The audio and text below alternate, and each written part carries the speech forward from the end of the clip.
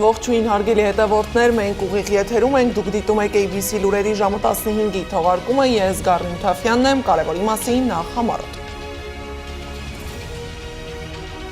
Որտեղ է սկսվում եւ ավարտվում վարչապետի լիազորությունների սահմանը, երբ պատրաստ կլինի նոր սահմանադրության տեքստը եւ ինչ պատկեր է Հայաստանում կալանավորվածների թվով, Արդարադատության նախարարի ասուլիսի առանցքային կետերը։ Շտաբը երկչուկի է, չգիտեմ, բժիշկ է, թե եպիսկոպոս է։ Որն է տարբերությունը, եթե հանցագործության մեղադրանքների մասին է խոսում։ Փաշինյան-Ալիև հանդիպում, ինչ քննարկեցին եւ ովքեր էին մասնակցում։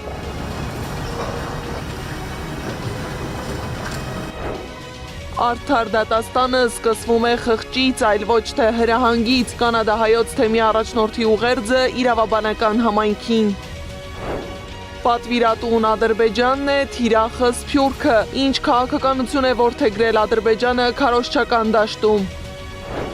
Անհապաղ ազատ արձակել հայ գերիներին, ինչ բանաձև է ընդունել Ֆրանսիայի խորհրդարանը։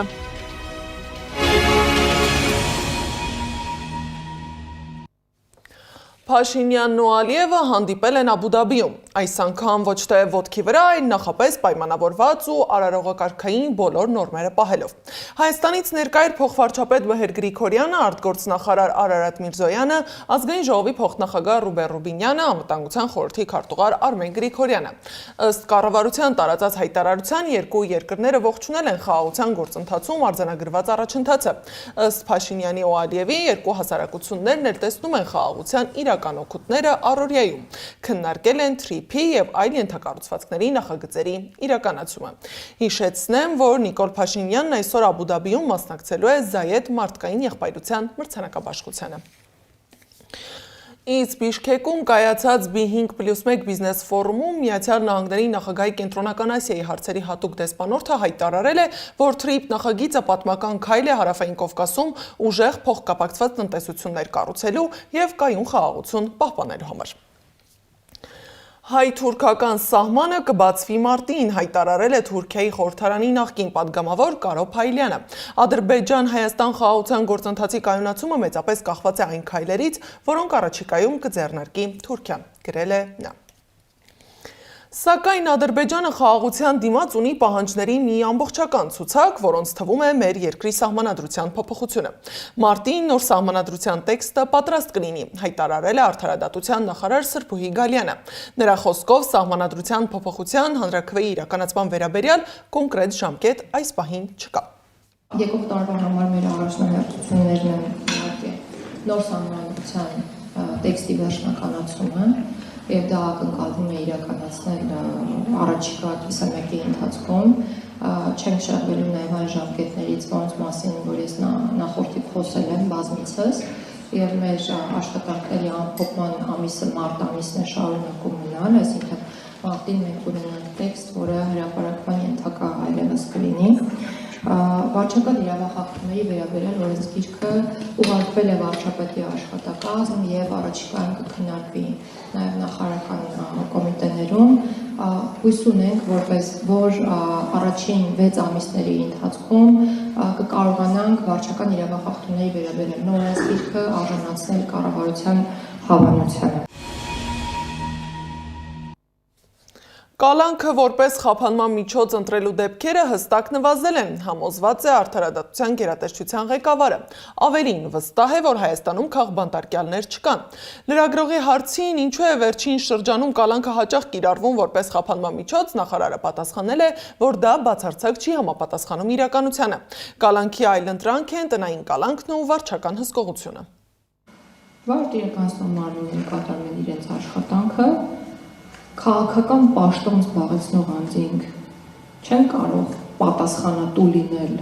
քննչական մարմինների, դատախազական մարմինների եւ դատարանների աշխատանքի համար, լավագույն բանը, որ կարող են անել, ուղղակի ձեռնպահ մնալն է այդ աշխատանքների միջամտելուց եւ գնահատականներ տալուց եւ ուրեմն ես չեմ տալու որևէ գնահատական այդ աշխատանքներին, բայց հնչեցրեցի եվրոպական ԵԽԽՎ-ները, եթե չեմ սխալվում, համապատասխան հանձնաժողովի գնահատականը, որտեղ բառ չկար քաղբանտարկյալների մասին։ Իսկ որտեղ է սկսվում եւ ավարտվում վարչապետի լիազորությունների սահմանը։ Օրենքը Փաշինյանին լիազորում է արդյոք այսպես կոչված բարենորոգել եկեղեցին։ Սա գործընկերոջս հարցն էր նախարարին, թե ինչպես ու ինչ պատասխանեց, դիտենք։ Այլան դուք նշեցիք, որ Նիկոլ Փաշինյանը հասարակ մարդ է, բայց նա առաջին հերթին պաշտոնատար անձ է, հետո նոր հասարակ մարդ, իսկ սահմանադրությունը ասում է, որ պաշտոնատար անձը կարող է անել միայն այն, ինչի համար լիազորված է օրենքով։ Խնդրում եմ հստակեցնել, որ օրենքով է վարչապետը լիազորվում, այսպես կոչված բարենորոգել եկեղեցին եւ այս պահին իրավապաշտպանների տվյալներով 12 հոգևորական գտնվում է քրեական հետապնդման մեջ, 4-ը կալանքի, 1-ը տնային կալանքի, 7-ի նկատմամբ ելքի արգելքան։ Սա աննախադեպ իրավիճակ չէ, անկախ Հայաստանի պատմության մեջ, հաշվի առնելով, որ հետապնդվողներից 10 եպիսկոպոսներ են, չեք համարում արդեն ինստիտուցիոնալ ճնշում եկեղեցու նկատմամբ, ոչ թե անհատական քրեական գործեր չնկատում։ Հարցը հնչել է, ես պատասխանել եմ։ Նաև եպիսկոպոսների հարցը։ Հարցը հնչել է, ես պատասխանել եմ։ Ինչ տարբերություն եպիսկոպոսը, եթե հանցագործության մեջ է անձը մեղադրվում։ Ինչ տարբերություն երգչուհի է, չգիտեմ, բժիշկ է, թե եպիսկոպոս է։ Որն է տարբերություն, եթե հանցագործության մեջ մեղադրվելու մասին է խոսքը։ Շնորհակալություն օրագիրներս Արփինեն Աղասարցին։ Տիկին Գալյան 3 համացանցում մի տեսանյութ տարածվեց, որտեղ քննիչը խոշտանգում մեր քաղաքացուն հայայում Իսկ սիրիացի վարձկաններին փոխանցել են պայմանով, որ իրենք պետք է շարունակեն պատիժ կրել։ Նրանք կենթարկվեն պատասխանատվության, թե ոչ, պարզ չէ։ Պարզ է այն, որ Ադրբեջանը շարունակում է մեր հայրենակիցներին ապօրինաբար պահել Բաքվի բանտերում։ Ֆրանսիայի ազգային ժողովը միաձայն ընդունել է բանաձև, որով պահանջվում է անհապաղ եւ անվերապահորեն ազատ արձակել նրանց, եւ Ֆրանսիայի կառավարությանը կոչ են անում ճնշում գործադրել Ադրբեջանի վրա։ Խորհրդարանը բանաձևն ընդունել է 183 կողմ եւ ոչ մի դեմ ձայնով։ Ֆրանսիացի օրենսդիրները շեշտել են, որ հայ գերիների շարունակվող դատավարություններն Ադրբեջանի Հայաստանի գոյությունը շղթելու համակարգված քաղաքականություն վարելու ցանկության մի մասն են։ Բաքուն ձեռքերը ծալած չի նստում նաև քարոզչական դաշտում։ Վերջին մի քանի տարիների ընթացքում Բաքուն պատվերով տասնյակ հոդվածներ է տպագրել քննադատելով հայկական Սփյուռքի կոշտ դիրքորոշումն Ադրբեջանի եւ Թուրքիայի նկատմամբ։ Այդ գրողներից շատերին շռայլորեն վարձատրում է Ադրբեջանը։ Հոդվածների մեծ մասը հրապարակվել է իսրայելական տարբեր թերթերում։ Թեմային անդրադարձել է Կուրիեր թերթի խմբագիր Հարութ Սասունյանը։ Ինչպես կարող է Ամերիկայի հայ դատի հանձնախումբը չարձագանքել, ականատես լինելով այն ամենին, ինչ տեղի է ունենում Հայաստանում, քանի որ Հայաստանի ներկայիս ղեկավարը վարում է այնպիսի քաղաքականություն, որը չի բխում երկրի շահերից, պետք է արդյոք մենք բոլորս կուրորեն հետևենք եւ գովաբանենք այդ քաղաքականությունը, թե պետք է ամեն ինչ անենք, որպեսզի փրկենք ազգը։ Ակնհայտ է, որ կառավարության քաղաքականությանը հակադրվողները բախվում են ծանր հետևանքների, աշխատանքից զրկվելուց մինչև հանրային պարսավանք ու անհայրենասիրության մեղադրանքներ, իսկ որոշ դեպքերում նաեւ ձերբակալություն ու բանտարկություն, բայց սա այն գինն է, որը պետք է վճարել սխալ քաղաքականությունը շտկելու համար։ Կանադահայոց թեմի առաջնորդ Աբգար եպիսկոպոս Հովակիմյանն ուղերձ է հղել հայ իրավաբաններին։ Թեմի առաջնորդը շեշտում է, միջազգային իրավունքի հիմնարար սկզբունքներից է, որ խղճի, կրոնի եւ միավորման ազատությունները չեն կարող սահմանափակվել քաղաքական նպատակահարմարությամբ։ Մարդու իրավունքների միջազգային սկզբունքը հստակորեն ամրագրում է, որ պետության պարտականությունն է ոչ թե վերահսկել այդ ազատությունները, այլ ապահովել դրանց լիարժեք եւ արդյունավետ իրացումը։ Այս կետում իրավաբանական համայնքն անելիք ունի։ Իրավաբանը միայն իրավական նորմեր կիրառող մասնագետ չէ, նա նաև արդարության, իրավունքի, գերակայության եւ քաղաքացիական խիզախության կրողն է։ Ինչպես կրկին ընդգծում է Մխիթար Գոշը, արդար դատարանը սկսվում է խղճից, այլ ոչ թե հրահանգից։ Ակնկալում են, որ հայ եկեղեցու իրավաբան զավակները այս ուղերձը կընդունեն որպես կոչ վերաիմաստավորելու իրենց մասնագիտական պարտավորությունները եւ դրանք վերածելու հետեւողական ու գործնական քայլերի՝ ի պաշտպանություն այն արժեքների եւ իրավունքների, որոնք այսօր վտանգված են մայր հայրենիքում։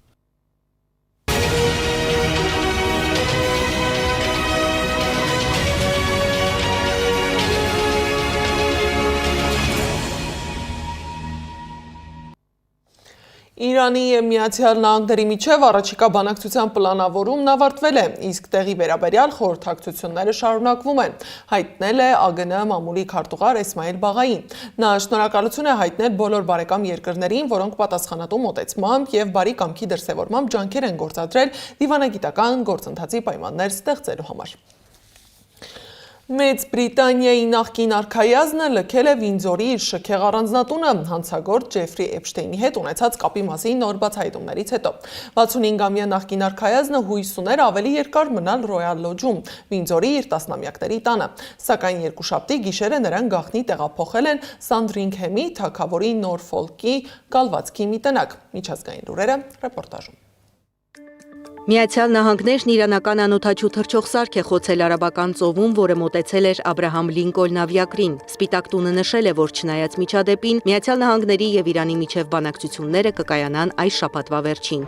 Հիմա բանակցում ենք Իրանի հետ, հիանալի կլինի, եթե կարողանանք պայմանավորվել, իսկ եթե չկարողանանք, հավանաբար վատ բաներ տեղի կունենան, հայտարարել է Միացյալ Նահանգների նախագահ Դոնալդ Թրամփը։ ՆԱՏՕ-ի երկրները պատրաստ են արագ աջակցություն ցուցաբերել Ուկրաինային, հայտարարել է կառույցի գլխավոր քարտուղար Մարկ Ռյուտեն Ուկրաինայի Գերագույն Ռադայում ելույթ ունենալիս։ Երբ խաղաղության համաձայնագիր կնքվի, Ուկրաինայում կհայտնվեն օտարերկրյա զինված ուժեր, օդում գտնվող ինքնաթիռներ եւ ռազմածովային աջակցություն ՆԱՏՕ-ի այն երկրներից, որոնք համաձայնել են ուժեր տեղակայել այդ երկրում։ ՆԱՏՕ-ի մյուս անդամները կօգնեն այլ ձևերով։ Նա չի մանրամասնել, թե ինչպես։ Մոսկվան չի լսել ռուսական նավթ գնելուց հրաժարվելու մասին Նյու Դելիի հայտարարությունները, հայտարարել է Ռուսաստանի նախագահի խոսնակ Դմիտրի Պեսկովը։ Ավելի վաղ Միացյալ Նահանգների նախագահը հայտարարել էր, որ Հնդկաստանը համաձայնել է դադարեցնել ռուսական նավթի գնումը։ Ուրմիա լիճը չորացումից փրկելու ջանքերն արդյունք չեն տվել, հայտարարել է Իրանի առաջին փոխնախագահ Մոհամմադ Ռեզա Արեֆը։ Վերջին 20 տարվա ընթացքում մենք իրականացրել ենք Ուրմիա լճի վերականգնման միասնական ծրագիր, բայց չենք կարողացել զգալի առաջընթացի հասնել, նշել է նա, հավելելով. մենք պետք է վերականգնենք Ուրմիա լիճը ցանկացած գնով։ Ֆրանսիայում X սոցհարթակին պատկանող գրասենյակներում խոզարկություններ են անցկացվել։ Եվրոպոլը նույնպես ներգրավված է գործողությանը։ Խոզարկությունը կապված է 2025-ի հունվարին սկսված ալգորիթմների միջոցով ենթադրյալ մանիպուլյացիայի վերաբերյալ հետաքննության հետ։ Իլոն Մասկը կանչվել է ապրիլին կայանալիք լսումներին։ Ճապոնիայում անսովոր առածյունը 30 մարդու կյանք է խլել, որոշ շրջաններում ձյան շերտի բարձրությունը հասնում է ավելի քան 2 մետրի։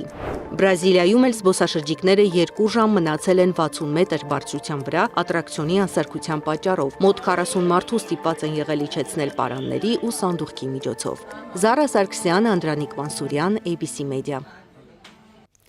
Եվ վերջում Իլոն Մասկը դարձել է պատմության մեջ առաջին մարդը, որի կարողությունը գերազանցել է $800 միլիարդ, հասնելով ռեկորդային $853 միլիարդ, գրել է Forbes-ը։